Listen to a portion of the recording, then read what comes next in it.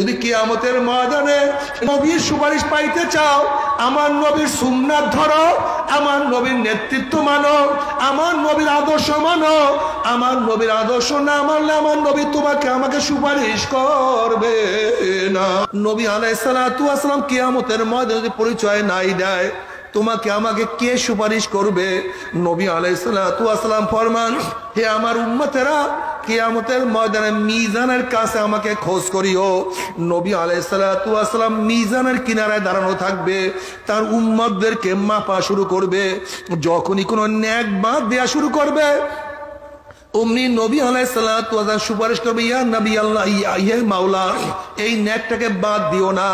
যখনই কোনো গুনাহ ওজন করা শুরু করবে, অমনি আমার নবী সুপারিশ করবে, মাওলা, এ তো বাবায় নামাজ পড়তো না, কিন্তু ছেলের নামাজ কাজা করতো না, এর মা তো বেপর্দা ছিল, কিন্তু মেয়ে হইয়াও কোনোদিন বেপর্দা অবস্থায় চলতো না, এর বাবা দাড়ি কাটতো, কিন্তু ছেলে হইয়া কোনোদিন দাড়ির মধ্যে পোষ লাগায় নাই, এর বাবা গুনার মধ্যে লিপ্ত থাকতো, কিন্তু এ তো নেকের মধ্যেই থাকতো।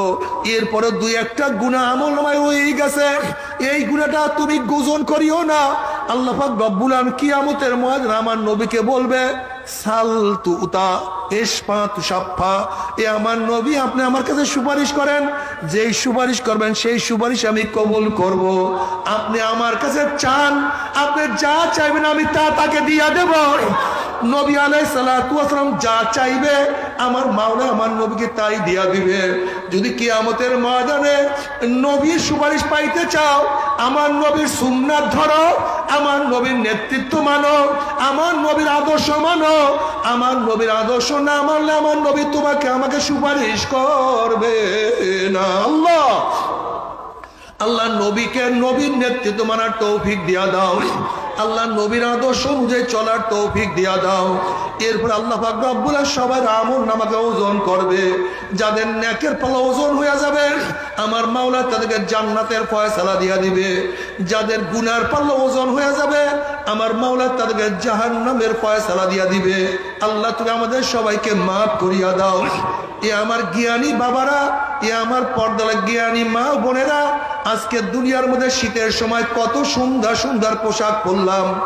জাহান্নামীদের জন্য আল্লাহ পাক রব্বুল আলামিন একটা পোশাক বানাইছে, উলের কোনো পোশাক না, সুতির কোনো কাপড়ের পোশাক না, রেশমি কাপড়ের পোশাক না। ওই জামাটা হবে জাহান্নামের আগুনের জামা। যখনই জাহান্নামী লোকের মধ্যে, যাকে জাহান্নামী লোকের গায়ের মধ্যে জাহান্নামের পোশাক পরাইয়া দেওয়া হবে, জাহান্নামের আগুনের তেজে শরীরের সমস্ত চামড়া গোশতগুলি পুরাইয়া সব সরকার করিয়া ফেলাইবে। বাবারে সহ্য করতে পারবি? ওই আযাব তো কেউ সহ্য করতে পারবো না। তবে মুমিন মুসলমান বলতে সবাই মনে চায় গুনার থেকে ফিরিয়া নেক আমল করিয়া মাওলার জান্নাতে কিন্তু সবাই যাইতে মনে চায়। গুনাহ নিয়া মাওলার জাহান্নামে কাউরি কিন্তু যাইতে মনে চায় না। কিন্তু কেনই বা আমরা নেক আমল করতে পারি না?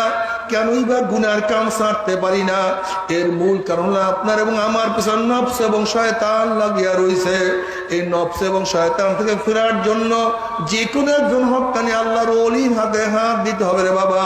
খবরদার, বর্তমান জমানায় পীর মুরিদের মধ্যে ভেজাল, ব্যবসা, দলাদলি, হিংসা, হাসাদের পরিণত হয়ে গেছে।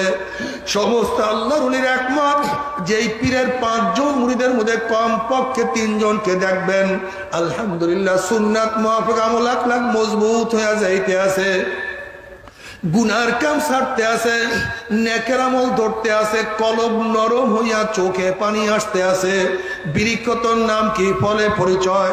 আমি চরমনাই বুঝি না, চরমনের দাওয়াত প্রশংসা প্রচার প্রসার করার জন্য আসিনি রে বাবা। চরমনাই যাওয়ার তোমার কোনো দরকার নাই, কোনো দরকার নাই, কোনো দরকার নাই। তুমি যার কাছে গিয়া পারো গুনার কাম ছাড়ো, নেকের আমল ধরো, কলব নরম করিয়া চোখে পানি নিয়ে মাওলার কবরে যাইও।